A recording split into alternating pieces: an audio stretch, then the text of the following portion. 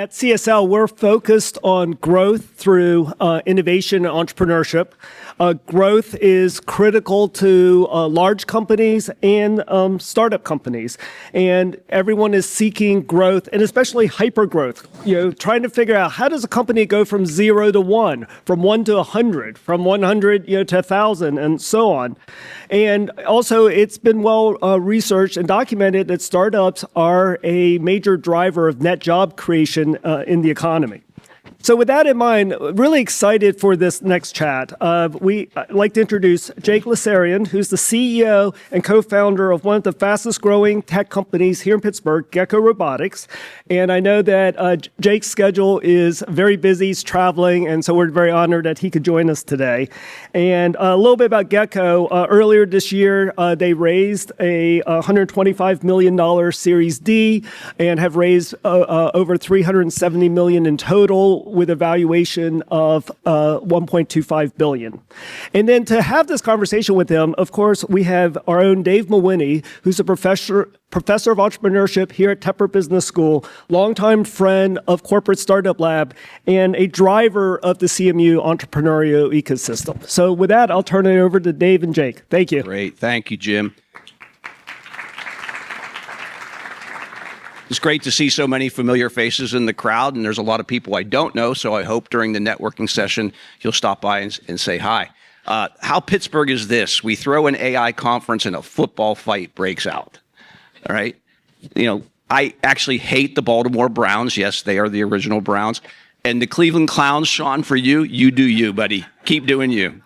All right, thank you. Yeah. Jake. Thanks for coming today. We really appreciate it. Tell us a little bit about who Gecko is, how it got started, and where you are today. Yeah, thanks. I built Gecko out of a college dorm about an hour north of here at a college called Grove City College. I originally got close to this problem because I was an electrical engineer, really curious about a bunch of things, one of which was power and energy. And I got a chance to go to a power plant in Franklin, PA. Funny thing about Franklin, PA is that's actually where the Industrial Revolution kind of kicked off. It's the first commercial oil well that was drilled, and that's this is kind of the area where the energy boom began, and they call it Oil City. Anyway, went to this power plant and got to see firsthand how power was made.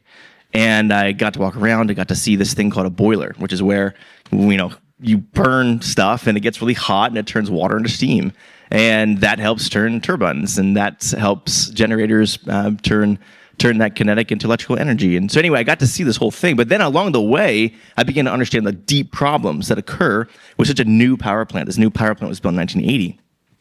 And this power plant kept on having explosions of the critical pressure vessels that made power inside this boiler. And you can think of this boiler as a football field that's a steel tube box. It's like length and width of a football field, really tall, 150 feet up in the air, and closed. All it's supposed to do is turn water into steam. And they kept on having huge explosions. The only way to stop that from happening was getting information about the health of structures. These structures were these steel pipes where high pressure steam was running through, and it kept on exploding. So you would send a human up into that environment typically it was on a rope or a scaffold, looking by hand for defects that were invisible: erosion, corrosion, cracking. Really dirty problem, one you would typically not find a roboticist in. And so that was the way that they would try to solve the problem. That person fell and died a year before, and they were having about 30% of the year power plant outages and shutdowns because of all this health of infrastructure issue. This seemed crazy to me. And it also seemed so sad, and especially because of the story of this person dying. So in college, I built a wall climbing robot that could diagnose the health of really critical structures, and ended up saving that power plant about 3 to 4 outages that year. And it just made me kind of obsessed about we don't know anything about the health of the built world or built environment. What if we did? What kind of decisions would we be able to make? What kind of actions, or what kind of world would it look like if we actually knew the health of the things that we rely on every single day? And maybe we could even figure out how to build better infrastructure into the future. That was the origination of the idea, and I started the company at a college dorm in 2013. Yeah, congratulations on all the great progress you've made. Just a couple of weeks ago, you had a very public debate with the CEO of Alcoa about the struggles that companies are having with AI. I think that You saw that? Okay. Yeah. Too much I, too little R in the ROI equation. And you really zeroed in on this question of data. Can you explain and expand upon that and why there's so many stories about struggling with AI today? Okay, so problem on data. The question on data. I kind of referenced in this debate around, hey, 95. We all see the MIT study. 95% of AI startups produce zero value.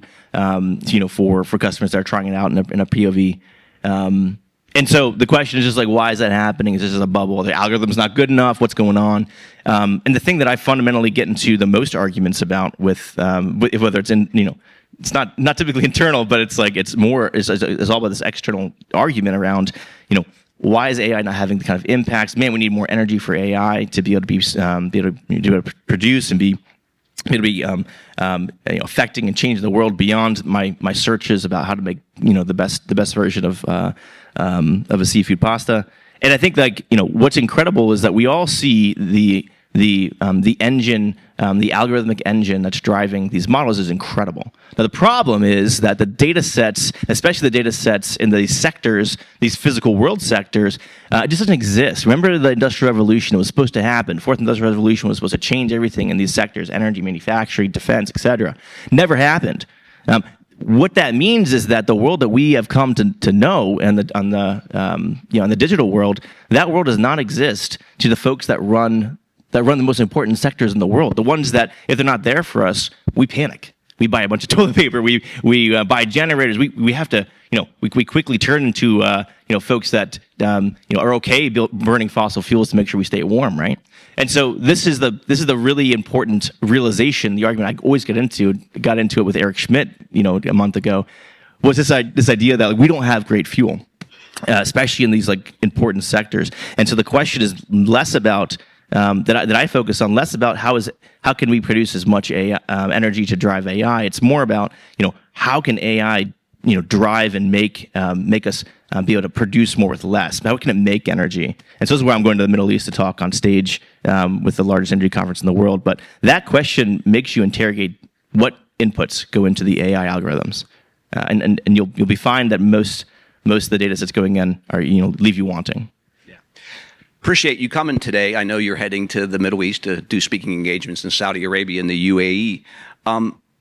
You've become an international company. So what are you seeing internationally for Gecko? And how are customers in the Middle East maybe thinking differently about AI than we do here in the US? Yeah, I think, I come from my story is one of the hard knocks of building a company, and maybe there's too few hard knock stories these days. But what that means is I started the company out of a college dorm. I put my life savings to the company. I was down to $100 in my bank account and was homeless, living on my best friend's apartment floor for 3 years. So really tested the resolve of what I was building, why I was building it, and also made the elegant solutions less appealing. And I really had to just focus on the problem that I was solving. And so what that means was I was drawn to folks that had desperate needs and big problems. And it wasn't always the most glamorous of robots. I'm not out here building humanoids. Even though the humanoids demand some pretty nice VC dollars, I just fundamentally don't believe that you can start with a problem, you can start with a solution, and then find the problem later. It has to be the other way around. And I think as Pittsburghers and roboticists in general, we believe in that. In terms of robots, we want robots to be able to affect the world in ways that we had grown up reading about or thinking about. Why aren't they all around us? Why aren't they walking the streets? What happened to the Jetson world? And the issue was that fundamentally that I realized is we have to be able to make the clear link between building robotics or building sensors actually drives ROI for these companies. And so that's why the focus for me is just on what things drive P&L impact, what things help to produce more barrels per day for less emissions, for less cost. Same thing on the power side, less BTUs for more kilowatts. That's the only thing that I'm focused on. That's the only reason why I'll build a robot, is because it will directly provide data sets that help to drive different decisions at these facilities. If we view it that way, then I'll be able to build the most incredible robotics of all time, because it's a self-fulfilling model. Meaning that I get to because I have the software platform that drives the decisions and the data sets, no one else can compete with that full stack. Which means that I'll be able to know what the right robots to build are, which ones that we should not build. That's the self-fulfilling. That is the model that will drive the most incredible funnel for robots that actually affect the real world. And that just has to be the way you have to approach it. It's not a fast process, but it's one that I believe is a super enduring and one that most roboticists will get wrong. And mostly it's because like we as roboticists have lived in research and labs for a very long time. And that was like fundamentally what I rejected when I was offered $2 million at YC to not walk on demo day. Investors wanted to put me in a lab, and I said no. Yeah, we're the center of the robotics world here at Carnegie Mellon, and we've seen robotics applied to all kind of cool companies like For Moms for baby products, low-cost electronics and robotics, or the Moonwalker shoes that make you walk 3 times faster, that have both industrial and consumer applications. So we agree with you. It's got to be solving real problems first. I've always found your story and Gecko's story fascinating. A college project turned into $1 billion company. But you've spoken in the past of kind of being the black sheep of startups for the Silicon Valley investors. Tell us about your experience in building Gecko and how you've taken this contrarian approach versus the rest of tech. Yeah, we definitely were the black sheep. And then on the international side, to go back to that question, the reason why I am spending so much time in the Middle East, and the reason why we have a huge office out there, and we're building and expanding more, is just because there is ambition that I have not seen in other continents or countries before. So we've actually divested from Europe and invested more into the Middle East because there is insane ambition. A desire to be robotic and AI native that the oil and gas, the aluminum manufacturing, the power companies, are able to have, especially with visions that go to 2030 and 2035, creating predictability in what the ambitions are for this, for these countries, and they believe fundamentally and are putting money where their mouth is that AI and robotics will fundamentally change the landscape, and there is desperation. And that desperation is one that I just don't see especially in Europe, but definitely in the U.S. In previous years, it's beginning to change, and that's really important. Now, so I look for like who is the visionary leader of the energy mining manufacturing companies that are looking to solve labor issues, or looking to solve production issues, and believe fundamentally that AI will change everything. If that's true, you gotta have a good plan. On the black sheep side, yeah, like nobody typically wants, like if you're a VC, all you are is really good at pattern matching, right? Like most VCs are not visionaries. They are in that job because they play the portfolio game, most of them. And so the really great ones are the ones that can see things that other people can't see. They can help the entrepreneur be able to, or the founder be able to see beyond the vision that they have, look at the fundamentals. But most folks are just like pattern matching, right? And so the pattern matchers would look at a Pittsburgh company that's building robotics, that's in the energy sector, that's never, first time founder, all this kind of stuff, right? And they're going to be like, this is bullshit. It's never going to work, and I'm not going to fund this. I don't want to waste my money. Like, there's no pattern that matches this, and so that's that's kind of like what we walked into. We were like the only company that was like walking into the Y Combinator, with steel toe boots and dirt on our clothes. Most other people were in flip flops at the pool, coding away at whatever SaaS product they were making. And so we were just like totally the black sheep. You had to grow 10% each week. Try to grow 10% if you're building a circuit board. Like, it's really tough. I could like embedded. I could code faster on my circuit board on the embedded side. But anyway. So what that meant is that we were just like viewed as like, there's just no way these guys are going to work, and I had no way of tracking if they're going to do well or not. But then at the end, we were featured as the top company in Y Combinator because we had so much traction with the customers in a sector that was just like, oh my goodness, there's so much ROI here if I can stop a power plant shutdown.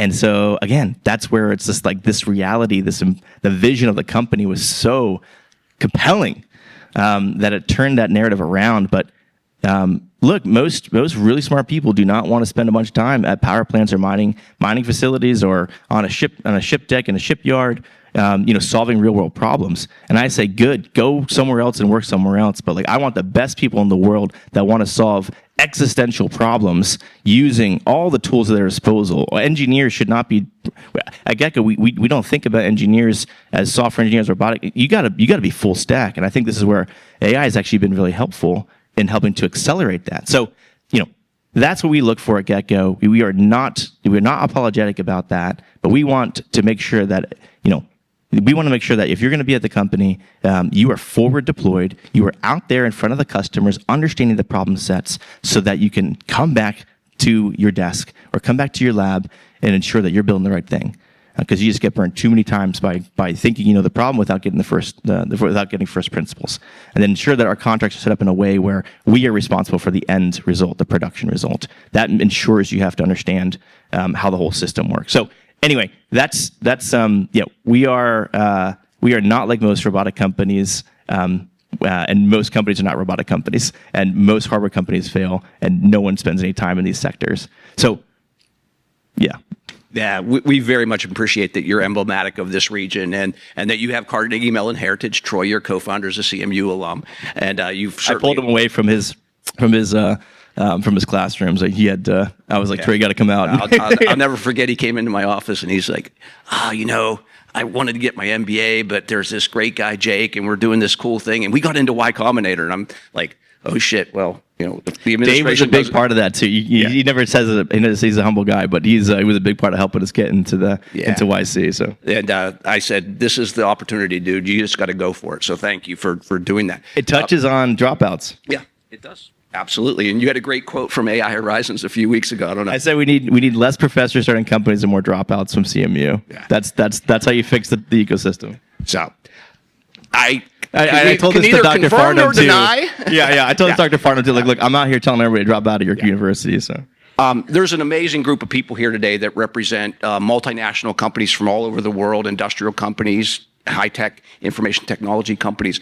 Let's open it up to them to be able to ask you some questions about, how you've taken this industrial mindset and made it leading edge in terms of information capture and decision making. Yeah, that sounds good. And what we're looking for questions. The thing that's important what I'm saying with the dropouts is like if you start a company and professor, you probably have tenure, right? So you have something to fall back on if it doesn't work out. There's really like little risk there besides like maybe a time risk or something like that.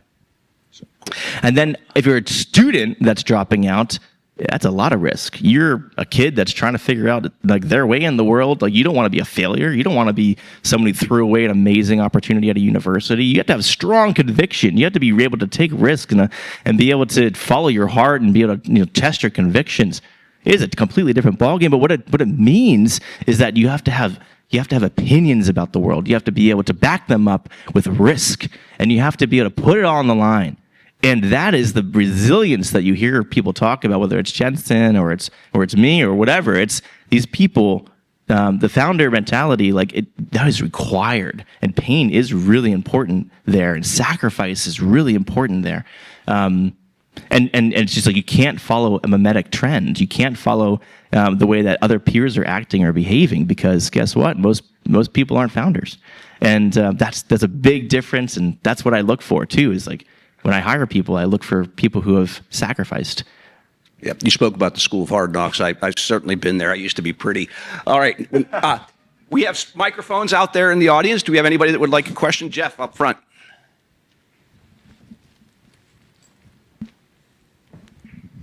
Thanks a lot, guys. Fascinating discussion. I'm asking a question on behalf of my good friend here who's building an industrial company too and grinding away.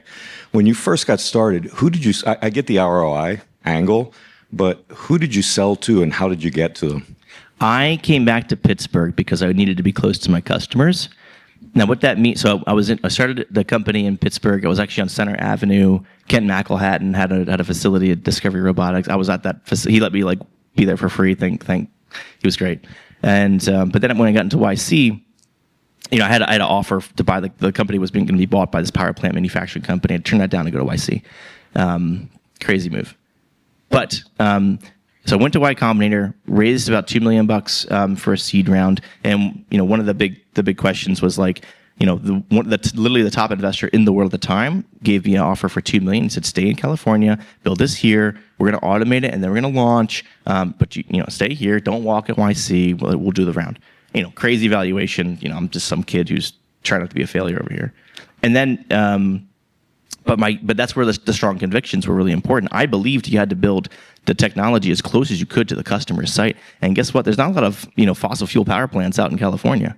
And so, but in Pennsylvania, in this tri-state area, there's a lot of independent power producers, not just fossil, but independent power producers.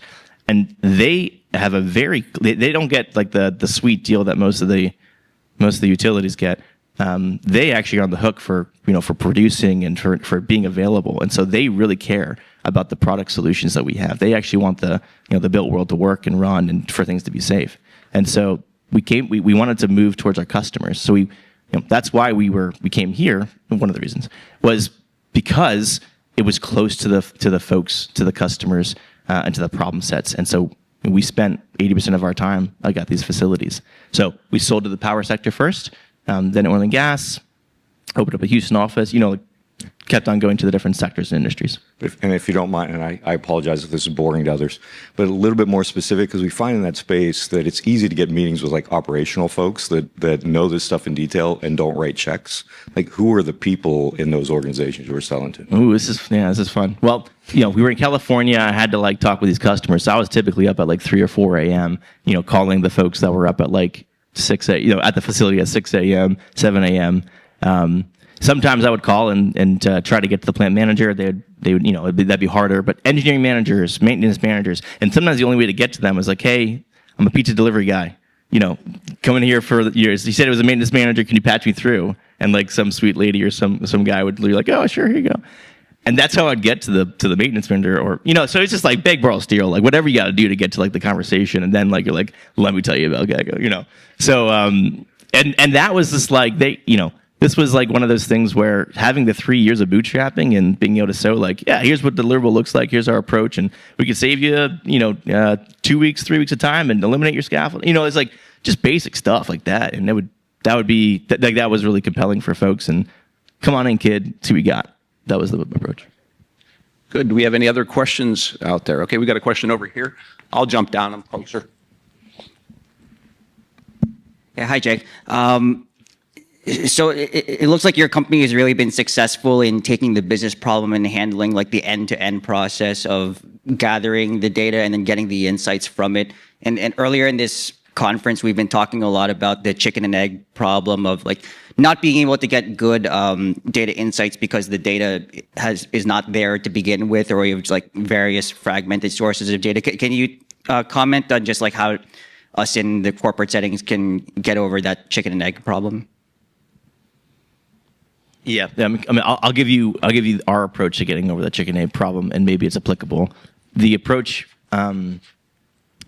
was, and I started a VC firm. It's a small one, just $50 million in the fund about 6 months ago, and it's a fund that focuses on investing in companies that own first order data sets, is what I call them. Data sets that are the big drivers to the AI algorithms. It's if Reddit knew what it had before OpenAI, they probably would have changed their pitch to the VCs out there.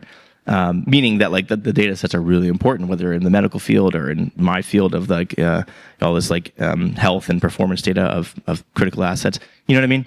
So our approach, and it's important for people to know, we do not sell any robots. We come at these customer problem sets, whether we're in a manufacturing of a new nuclear reactor, or we're working on a power plant or refinery, and we come in with a platform called Cantilever. It's a software platform that is a platform that helps to supercharge different sorts of decisions, and then using the information data that we've collected on these assets to be able to power a different sort of decision or optimization of process.